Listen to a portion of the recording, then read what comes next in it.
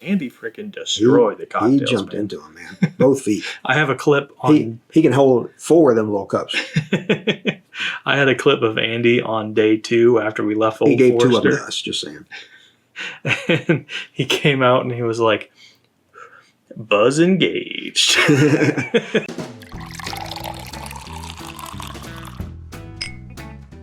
Hello, everyone, and welcome back to Bourbon Theory. I'm Josh. I'm Bill. And this is everything we loved And what pissed me off about the Kentucky Bourbon Festival.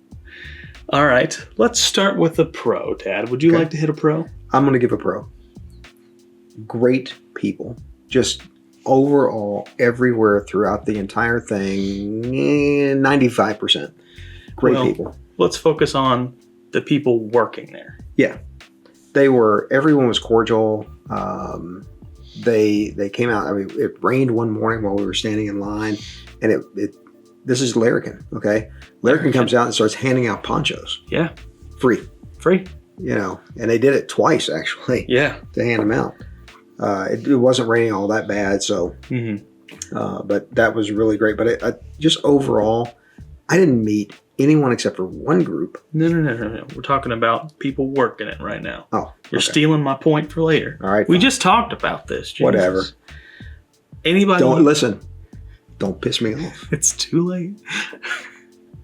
Anybody that we met that was working at a tent was wonderful. Well, I don't really call them workers. I mean, they were for themselves. They were doing the stuff. So, yeah, absolutely. And honestly, a lot of the staff that were around, if you had interaction with them, they were very nice. Yeah.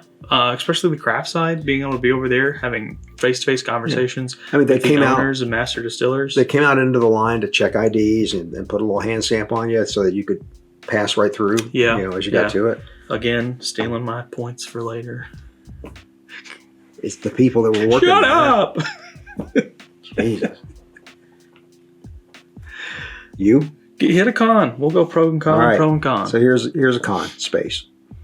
It simply was not big enough. There were roughly 7,000 people, guests and distillers and employees working.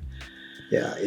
In about 15 acres of land? If that, honestly, very much if that.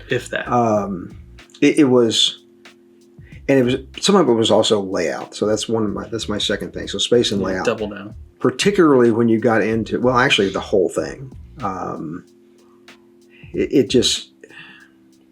It wasn't logistically laid out. No. Smart. I'm just going to call it smart. Let's be honest. Downtown Bardstown, while it is a historic place and a cool thought, and that's where they've done it for many years, it is too big at this point to continue doing it where you've been doing it. Yeah.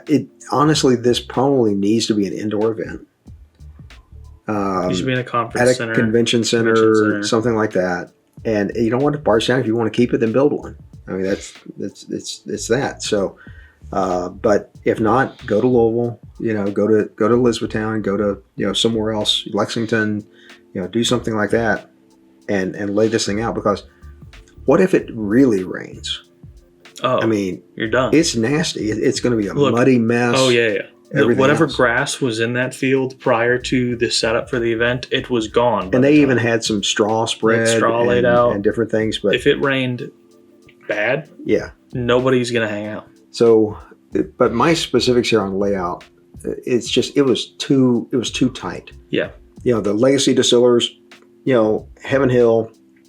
By the time we got in at noon or 12:15, 12:30, whatever it was, on Friday, the line for Heaven Hill was like 500 or more deep.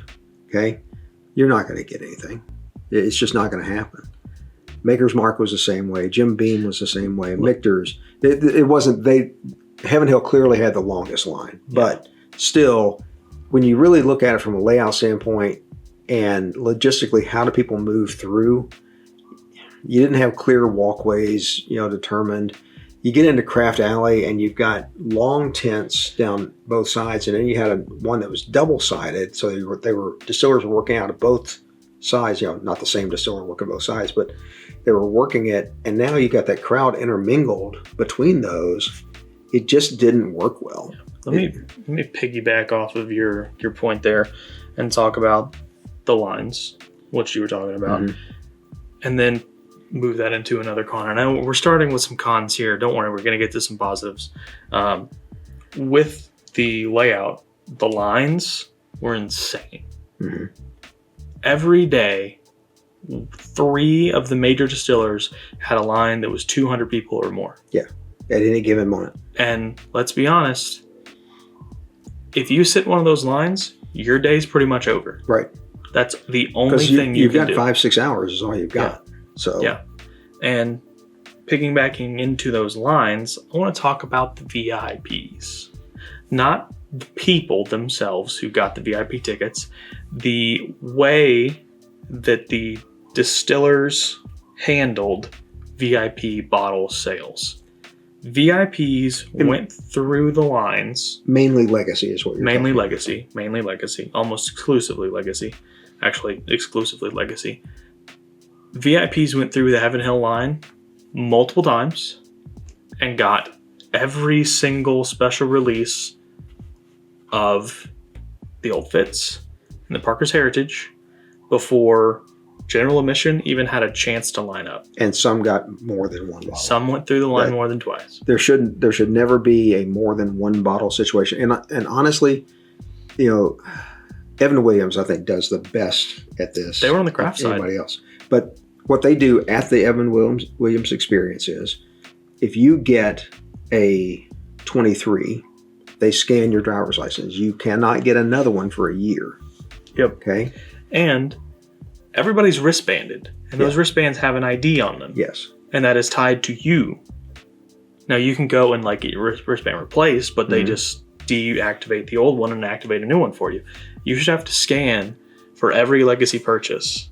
Yes. And if you are buying an Old Fitz 11-year VVS, you have to scan that. That is attached to your transaction, and you are no longer able to buy another. Right. For the entire event.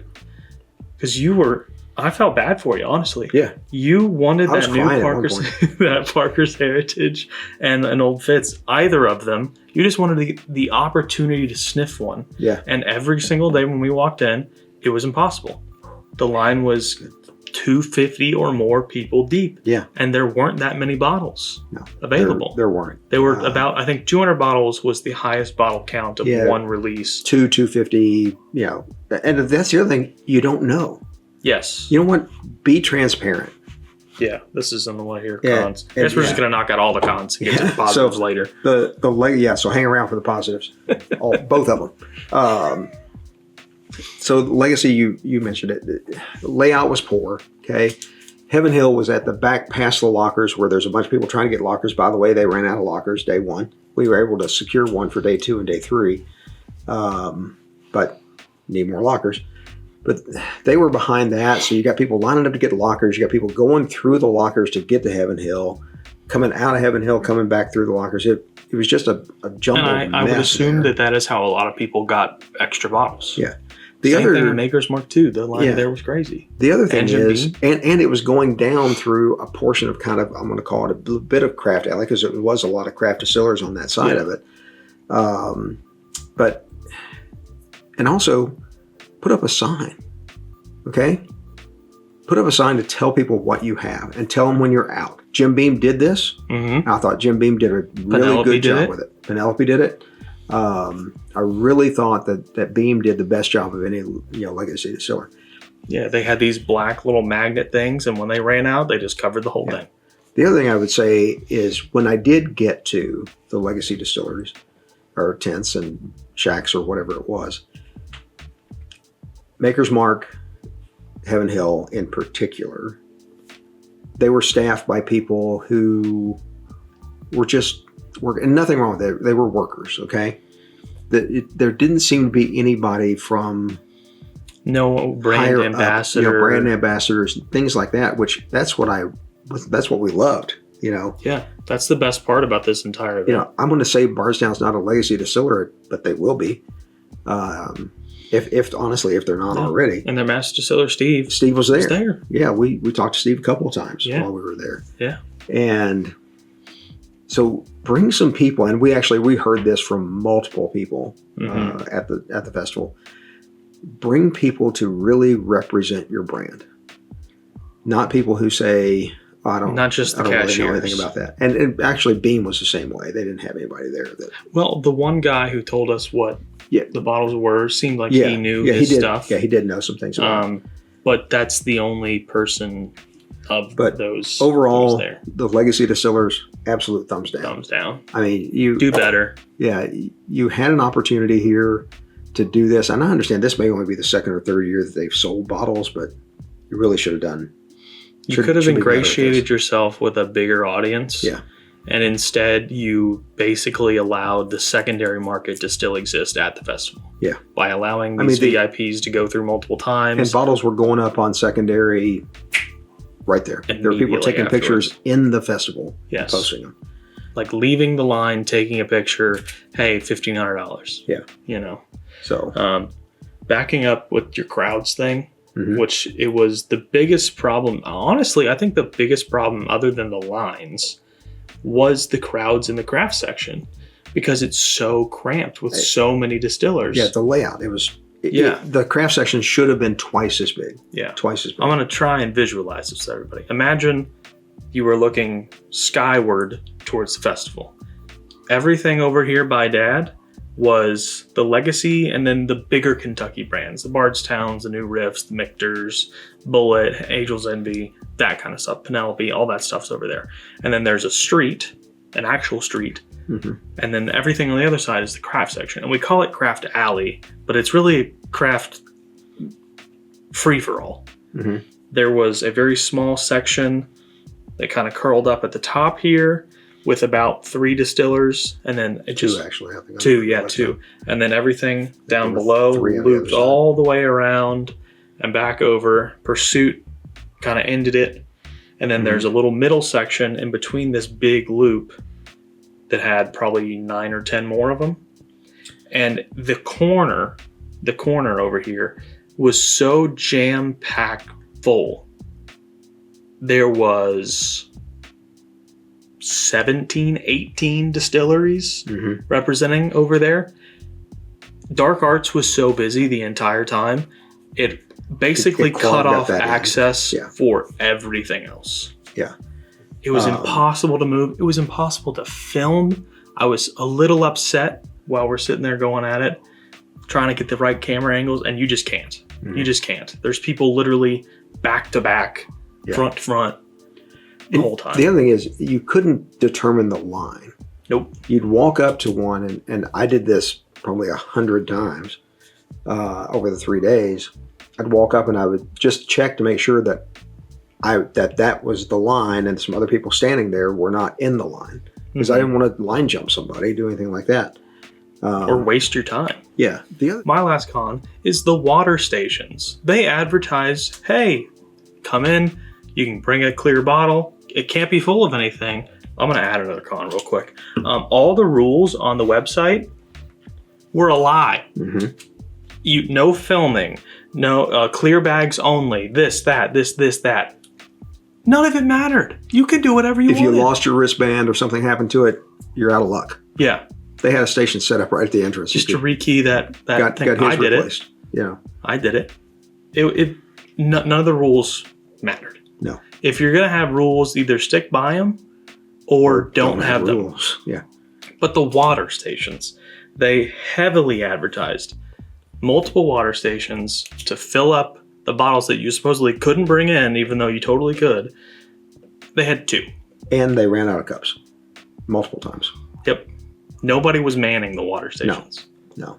For all we know, it could have ran out of water. We just weren't in the group to do that. If you're going to have an event, and you're going to have it outdoors, and you're going to have it that crowded with that many people, and there's no vendors inside to buy any of those items for, you need to be able to provide that at scale. And luckily, it was only really, I'm not going to say it was hot any day, but Friday was the warmest day. Yeah, the first day. The other 2 were actually really, really nice. 70 degrees. It was perfect. So that's all of our cons. Okay. Got those out of the way. You've already hit one of your pros. Yep. So why don't you go ahead and hit another one? Subscribers. A bunch of people. Through the 3 days that we were there at the festival, not including where we saw people at other times, but at the festival, we ran into at least 50. Oh, well, I don't think it's that much. Yeah, it was. I actually kind of went back and kind of counted it up with what we did. Really? Yeah. So, Dang. Again, we said it before we ever left. It was in some of our videos prior to KBF. See us? Hey, Come if up you see and us, come up and say hi. I mean, we loved it. We were standing in line with people, and the people came up to us. Turns out, one group was right in front of us, and then Andy and I are standing off the side smoking cigars, and the guy comes up, says, "Hey, wife and I, watch all the time. They're from Gaffney, South Carolina. I'm terrible with names." Don't ask me to remember people's names. We were talking there, and we had a great. We're in line, right? Day 2, Yeah, we're just shooting the shit, and, waiting to get in, and having fun. And then the third day, there was another two guys behind us. Yeah, so. Yeah. And all that. So, and like I said, there were a lot. Guy walked up, handed me a pen. Hey, I watch you guys all the time. Gave me a pen. I got it over here. So I truly enjoyed that. Yeah. Day 1 in line, a guy from Poland came up and said, "Hey." Yeah. Some guy walks back to us to see us. You know? Like way out of line. He must have saw us walk in, and he just looped around and came and said hi. So met a couple other guys inside the festival. It really does. It totally surprises us because we're just two idiots sitting here drinking whiskey. Yeah. And emphasis on the idiots and the talking. Well, one of us. So anyway, great meeting subscribers. Yeah. Loved it. Absolutely loved it. Going back into those people, all of the content creators that we, mostly I, knew of and had spoken to and had conversations with digitally, got to meet so many of them. I mean, I'm going to try and name some people. A bunch of people from our group. So Andy, right? I just want to give a little section of this video and say, shout out Andy. Andy, I love you. You're like an uncle to me. You were awesome. Yeah. Genuinely. You stuck with us pretty much the whole time. And it was his birthday. Yeah. He got old. Yeah. So Andy was fantastic. We would not have had any photos of the event and some of the other stuff. Period. The end. If Andy had to have been there, because I had our YouTube camera going around, and I had a glass, and he was a little tipsy. Day 2, you were a little tipsy. Day 2, you're pretty tipsy. Day 2, I was. But I'm also going to say this. I poured out more whiskey that weekend than I have ever poured out total in my life. Yeah. I'm trying to think. And we asked for short pours everywhere we went. So. When we went to Hemingway, we went up and it was like just a short. It was like a 92 proof, their first bourbon they released. Like just a small pour, and it's the father of the owner, and he goes, "I don't care."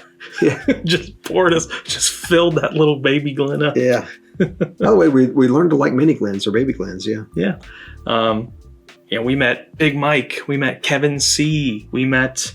Oh God! So many distillers. So many distillers. Tim something. Tim Whiskey Idiots. We met that one dude Ryan. We met Anthony, the Bourbon Whiskey Library. Bourbon Barry.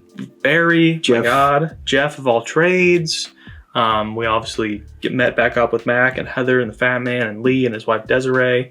Obviously Andy. I just want to once again say Andy, I love you. We met. His name's Terry, but it's he and his Dakota. Wife. Dakota. Bourbon by Dakota and his wife. Casey, who I think's off. Casey, who doesn't make content anymore. Yeah. I don't know what his handle was. He brought some phenomenal really bottles, cool bottles. To bottle some share. Stuff we never had. We had bottle share in the middle of the hotel. Every night. And people walking by going, "What y'all doing?" Drinking. Don't you know it's KBF weekend? Exactly. A bunch of lawyers at a convention or something. Yeah, and there's some like cigar convention or something. Just so many wonderful people, and I know I've not mentioned you all, so I want to apologize for anyone I have not mentioned. I probably shouldn't have even started mentioning people. Dumbass. The community at whole, everyone there, everyone in line with us, people we just happened across, just like, what do you think of this? Should we stop here? Just so friendly. Yeah, everyone was nice. One I'm gonna call out because he was with us for quite a bit. Jamie. Jamie. Crooked Bourbon. Yeah. He left early, so he didn't get it. No, he was actually back. I don't know what was going on, but anyway.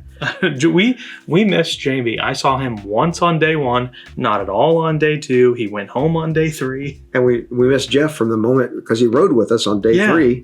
And I never saw him again. Never saw him after that. And so, no, don't do it. No.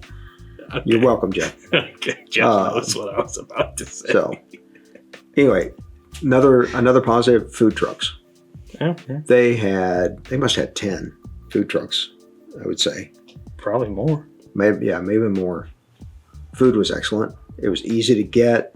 You can go into the festival with it. Yeah, it was really, really good. And actually, there was I'm going to say Knights of Columbus, but it probably wasn't that. It was something else. They were doing ribeye steaks and tenderloin inside the festival sandwiches, and good, outstanding. So just again, that part of it with those vendors, overall vendors, it was great. It was great. So, okay. You got one more? I've actually got 2. Run them. So I'm going to mention crowd control, but by the distillers. And I saw this with 2 for sure, and I apologize, I can't remember the second one's. Number 1 was Larrikin. Number 1 was Larrikin. So as we talked about how tight it was in Craft Alley, what we saw is where they would keep people at the tent, at the main bar, tasting bar. And Greg and Katie, the co-owners. Yeah, of Larrikin as an example, they came out and had a little table, and they were pouring over there and talking to people. Katie was walking all over the place. Yeah. We actually there were some others that were doing that. I can't remember who they were now. They were just walking around doing pours. Mm-hmm. But then on the other side of that center set of tents, there was another one that was doing it. They had a little table out there, and they were pouring, I think, three different bottles. I did not get to try. So they were set up completely. Again, they were taking this on their own to try to take care of their customers. Yeah, and keep the people moving. And honestly, I don't know how many other people noticed it, but when you spend decades and decades in retail, when somebody tries to take care of their customer, you notice it. And they did. So, okay. Hit your last one. My last one is parking. And this is a positive. So, we did not have any trouble parking whatsoever. Nope. The first day we parked on the street. Mm-hmm. Second day, we parked in a bank parking lot that was open. Yep. For us to park there.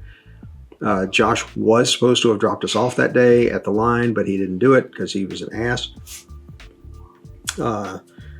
Day 3, you can check with Andy, by the way. I'm sure it's on Andy's channel by now. I didn't hear any definitive plans of what I was supposed to do. And then third day, parked in a lot for, I don't know, VFW, something like that, where all the money was going to veterans, cost $20. That's the only time I paid for parking. And actually, Jeff paid for that. He gave me the money to pay for that. Shout out, Jeff. So, and that was just, right off line, I did drop the group off at the end of the line. So. Oh yeah, the end of the line that was 30 feet away from the parking. It just happened to be where I parked. So, my last two, before we talk about the highlights and the distillers and the tents and everything that really surprised us, was access to bottles. So many distilleries had so many products that were so freaking good, and we would never have been able to get them if they had not been at KBF. Mm-hmm. Period. The end. And then trying all of these things.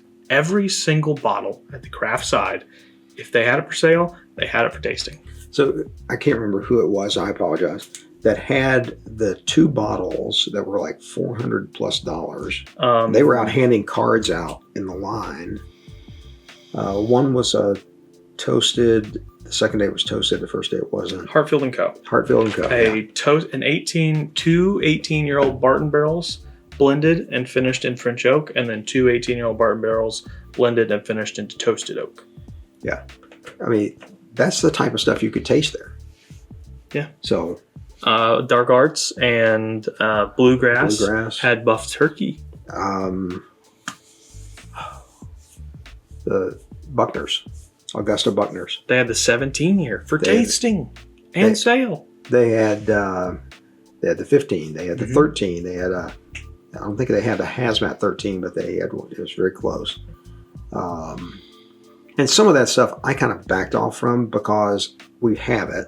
Yeah. And so let someone else have that opportunity to be in the line and move on someplace else to go there. But I mean, other things that we tried. Sorry, Augusta is another one that came out and gave pours to people. Yeah. Okay. Yep. I think Pursuit did as well.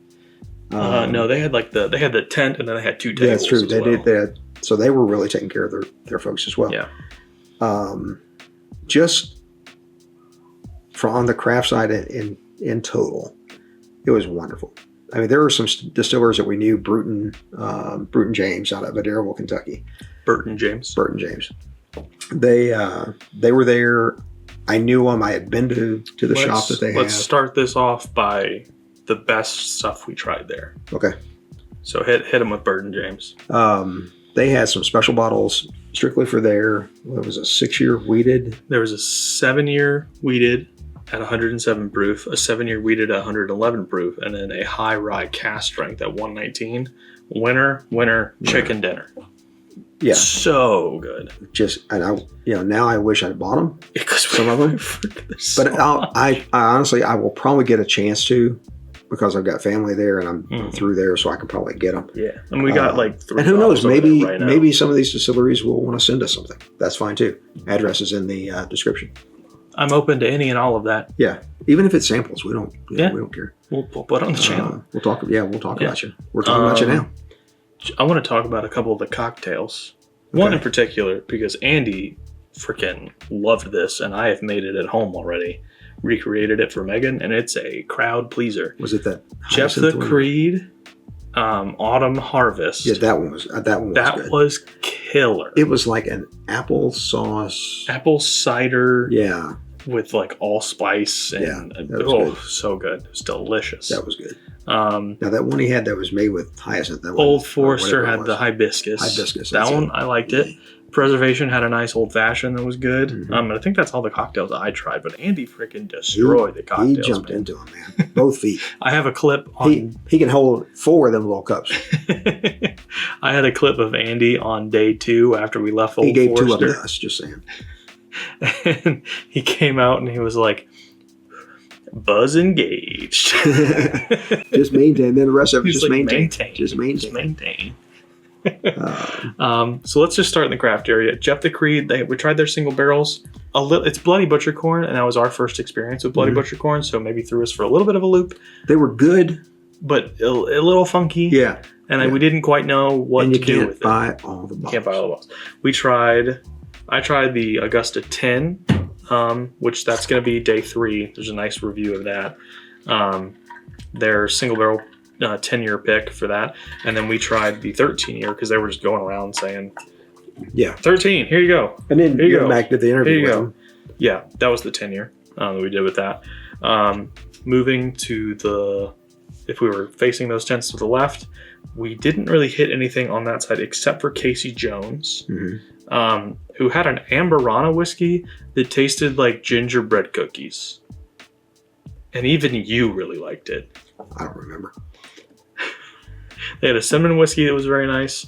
They had that Amberana thing, which was just like Christmas cookies, gingerbread cookies, snickerdoodle, whatever. I remember you talking about this because I'm like, could he shut up and we can go on someplace else? God. We did this review with Mac. I'm telling Mac you said that about him. Talking about you. Then the Casey Jones's single barrel high rye was also really, really good. It was really good to get a chance to try some of their stuff too, because they are Western Kentucky distillery. I'm gonna pull up the map on my phone so we don't forget anything. Okay. That seems like a good idea. We did not hit Peerless because we had gone to the distillery and got those. Yeah. We skipped over Potter Jane because all they had was White Dog, right? Which you got balls. We did hear very good things. We heard very good things about it. And you got balls going to Kentucky Bourbon Festival with nothing White Dog. Yeah. Good on y'all. So Casey Jones, Old Steelhouse had some nice pours. I did not hit that one. Yes, we did. I did. Yes. Okay. I hit that one. They're the blueprint bourbon. In fact, I think it was my idea to do it. That was day 2. Dad doesn't remember much of day 2. I remember much of yesterday. They had some good stuff. It didn't blow my socks off, but it was solid. But price points on that stuff, because it's craft and it's their own stuff, are a little high. And if it's not blowing our socks off for that, we're probably going to move on. Remember it. Run into it again. Because we had to actually run into it in stores. So. Yes, we have seen it. Bespoken Fat Man's guy Earl. Devil's Road. Devil Road. Yeah. $40 bottle. Yeah. Online, heavenandhellwhiskey.com. You can get, if you buy 2, you get free shipping. One of the few bourbons that I have sipped on, American whiskeys that we sipped on, period, that got better every single sip you took. And I can only imagine that if we kept sipping it and we had more in our glasses, that it would have gotten even better. Because I really liked that. We met Jared, who is, I don't know exactly his role at Bespoken, but Bespoken's kind of like a boutique. Hey, come to us. We'll help you create your brand. We'll help you find the juice. We'll help you put it together. They do as much about branding, I think, as they do anything else. Yeah. And marketing. Yeah, and that was really cool. And Jared has reached out to us since, I think. Yes. I don't know if he's gotten back to you. You should send. He has not, but I did follow back up with him. You should follow back up again just to be sure. Get us a pour of their KBF 10-year Mizunara finish. That was really good. Really good. The only problem with those Mizunara finishes is they were really expensive. Yeah. Not in our price range. Old Louisville, we got their 11-year KBF pick, and I tried 3 of their Kentucky series, which is just bottles that literally spell out Kentucky with 1 letter on each bottle. Did a review with Mac and the owner of Old Louisville, Amin, who tore his ACL or his Achilles or something prior to the festival. It was on a mobility scooter, or one of the knee scooters, and so that stuff was really good. Buzzard's Roost was killer. They had the cigar blend and that Founders, which was fantastic, which we came home with. Boundary Oak had the Mizunara one as well. That was phenomenal. And we talked to the master distiller, and he was like, "Here's my number. Text me when you come by." So that's the kind of relationships you can build. Yeah. Again, listen to this. We're talking to master distillers, master blenders, owners of the company. When you're in Craft Alley, that's who you're talking to. That's what it is. Burton James, which we talked about, was phenomenal. Yep. Winners, every single thing we tried there. Wenzel Distillery, really cool. Yeah. A little high on the prices, but the thing they did is they bought an old distillery, everything, every barrel, every piece of equipment, the computers, the rugs, literally everything. They purchased it all. So nobody owns the juice they have, and they are now distilling their own. So that was a really cool thing, and I really liked their toasted. You really liked their wheated. Yep. I did like the wheated. Very good. $99. Steeper price point. Would have probably came home with something if it was closer to $80. You may have seen the video that what we came home with. You'll understand better. I'll understand that we had to be a little bit more selective. We were driving a subcompact. Or compact. They have a weight limit. Yeah. Barrel House. I might have got Boundary Oak and Barrel House mixed. No, Barrel House was, we talked to Jeff Wiseman, who was one of the co-owners, and he was giving us the laydown of all the bottles. They had the I was hoping you'd get his name right. Just wanted to be sure. I'm sure you remember. He didn't even tell us his name. I looked it up. They had a King Solomon Rye, which is Kentucky grown rye, which is not very common at all, because rye does not grow super well through most of Kentucky. Most people don't grow it. That's the thing. Exactly. It's a corn and soybeans. Yeah, exactly. Tried the barrel finished. The brandy barrel finish was actually really good. You really liked it. You were all over that, but that was day 2. Yeah, that was day 2. Neely Family's rye, the Sweet Thumb or whatever. Yeah, Sweet Thumper, something like that. Andy got a bottle of it. That was really good. I tried their Madeira finish. Really like that. You tried something else there that you said was also very good. It was in a bottle. It was in a bottle. We did not go to RD1. No, I wanted to go and I forgot all about it. We also didn't go to Castle and Key. No, but we've been to Castle and Key. Castle and Key. We've been to RD1. So Hemingway. That was the father of the owner was just like, I don't care if you want a short pour. And we walked away and Josh goes, I really wanted to try their bourbon. I go, that was bourbon. He thought they had poured rye. No. I edited the video. That's not in there at all. It's because you edited the video because you No, because I edited all the footage. I knew it was bourbon. Everything they had there was bourbon. When we walked up, I did not know it was bourbon. But that was 92 proof, something like that. It was really, really good too. Really good. There was a lot of low proof pours that actually really surprised us. Surprised you mainly. You have an aversion. No, not always. You had at least Not always. an aversion to lower proof. Sometimes, though, it's just not very flavorful because your barrel entry proof was 125. It came out of the barrel at 138, and then you watered it down to 90. I'm probably not going to like it. But if you barrel proofed it and let it age, and came out at A 98. lot of these that we found out about were barrel proof entries of 110. So keep your eye out if you find out some things barrel entry proof being 110. Guess what is also 110 that we just put on the table today? Did not get it at the KBF. What? Barrel entry proof. Old Dom's 8 year. Oh, yeah. It is, isn't it? Mm-hmm. You know what else is 110 barrel entry proof? Me. Silk Velvet. The shock of the festival. Yes. Period. The end. This is their small batch, and we've had it up here the whole time, been sipping on it a little bit because nothing surprised us more than Silk Velvet. Yeah. And I think where we're headed with this is there are so many surprises in Craft Alley. You just have to allow yourself the time to go through it. And it's easier for other people, I think, than it is for us because we're filming and we're trying to do other stuff and everything like that. Yeah. So it's a little bit tougher on our standpoint. And that's why we are hoping maybe we can get media passes for next year. Get in early, set up some interviews early so we can actually get some of that stuff out of the way before they get busy. Yeah. So I'm going to be honest. The entire time I was there, I could have cared less about the stables. Yeah. Honestly. Like, the way I had so much more fun. Tried, for me, honestly, better whiskey at these craft tents. There's no, I mean, Just saying. Milam and Green. Dude, that was phenomenal. That was 80 an 80 proof. We can buy it. We can. We can buy it, and it's like $35. I'll send you the link. That means I can buy it. That's what it means. I have a wedding coming. Saving all of our money. So Dark Arts was cool. We only got in there at the very end to try some. We tried their cognac cast while we were standing in line. That's another tent that came out and poured. Yeah. So that might have been the one you were thinking of.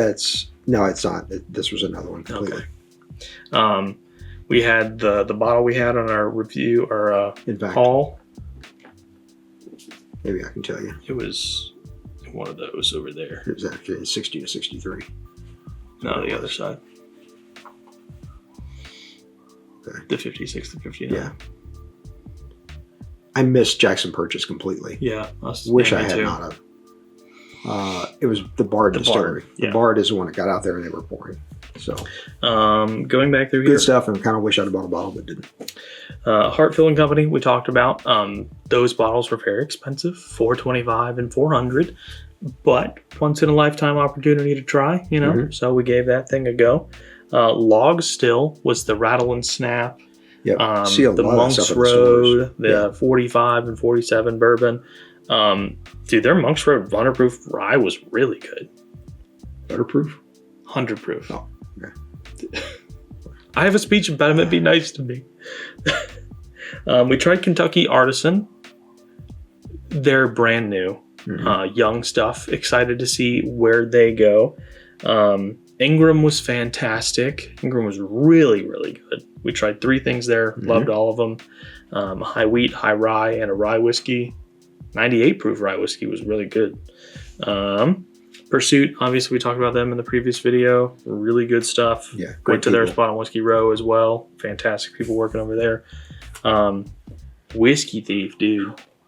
Whiskey Thief's Kentucky Bourbon Festival rye was absolutely phenomenal. And you were like, I don't know. And I was like, I know. Well, I did know. I know. I did know because I was already at the distillery. No. I mean, when we tried it, and it was $150. Yeah. So when you heard that, you're like, And I was like, well, I mean, I knew what the prices were because that's why I bought 375s at the distillery. Gotcha. Didn't hit Town Branch. Mary Dowling was a big surprise. They had a tequila finished whiskey. That was actually good. It was pretty freaking good. Dueling Grounds, obviously. We have their KBF pick. Also very good. Franklin, Kentucky. Yep. We didn't hit Nulu. You hit the Bard. I did not hit Jackson Purchase or MB Roland, so I don't have any. And I hit MB Roland, and I did not hit Jackson Purchase. Wish I had. Now I'm on the hunt for it in stores. and I will be. I'm going to Kentucky weekend after next again. Again? It's a wedding.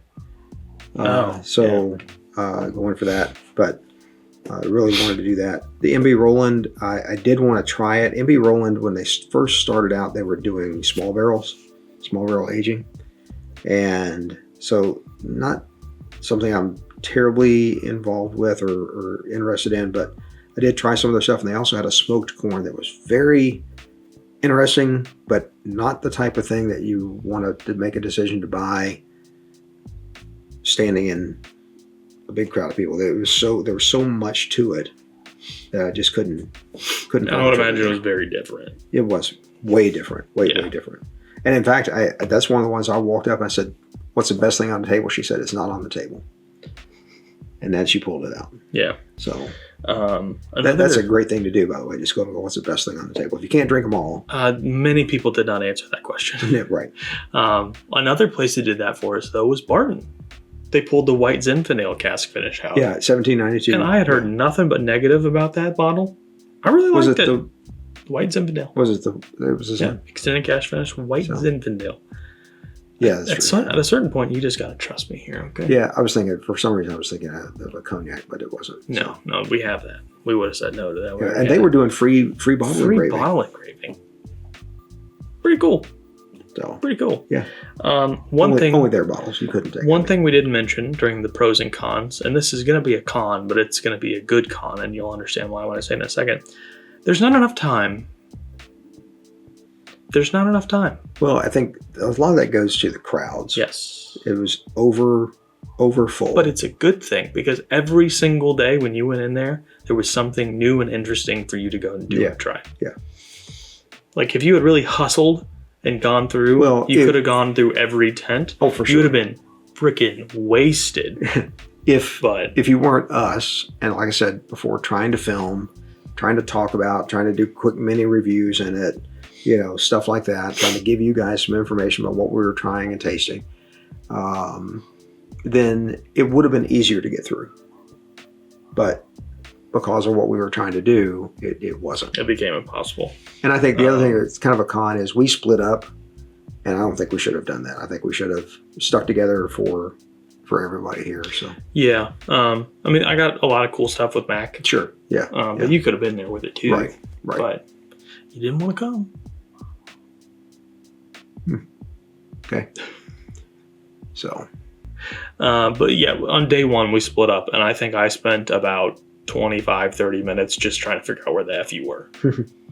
And I was honestly like an hour in, I was like, this is stupid and dumb, and I don't like this at all. I'm not having fun. I'm just waiting around trying to figure out where the heck you are. Yeah. And then it got better. Meanwhile, Andy and I were over having cocktails. Yeah. And I'm like, I called him. And he's actually, no, we were having sandwiches. We were having ribeye steak sandwiches. I call him, and he's like, I'm over by Maker. Oh, hold on, they're coming up to us. I'm like, it was busy. Okay, well, I guess I'm going to walk over to Maker's Mark. I try and call. Voicemail. I'm like, all right, maybe I'll just leave. Couldn't do that. I had the keys. But overall, really cool experience. I know we talked a lot about the negatives in the beginning. Yeah. But I think just for the opportunity to meet all these awesome people in the community from the distilleries, just bourbon whiskey fans in the crowd was the highlight. Yeah. And I really enjoyed all of that. And if I could go back in time and do it all over again, I would. Yeah. We talked about the cons, right? So the only way that you get better is with feedback, with honest, constructive feedback. And I don't think we just laid anything out there and said, you suck. No. Without giving some type of a way to make it better. Yeah. And I think that's always been the thing. When I was working, I told people, bring me any problem that you have. But bring me a suggestion to fix it at the same time. Gets people thinking. Yep. And I think that there's still some thinking that can be done by the KBF crew. Yeah. So I think step number one, bigger space. Yeah. Just bigger space would solve a lot of those problems. And honestly, it would help from a hotel situation, from all that. We stay in Louisville. Yeah. It was an hour's drive every way. Day. So Now, there's a lot of other stuff in Louisville that we did too, so Yeah. wasn't terrible. But Next time we go, we'll be staying somewhere in between, probably. Yeah. Or just anywhere else, because it was a little expensive in Louisville. Yeah. It's a little expensive everywhere, KBF. Yeah, but you can definitely get cheaper. Yeah. Definitely could have got cheaper. But So we we started the Omni. Yeah. So that was a pretty cool experience. yeah, Josh walked in. He goes, "This is the bougiest hotel I've ever been in." Place I've ever walked into. Like great bourbons, our videos get better with time, not including this one. And as always, take care of yourself. So, plural, all of you.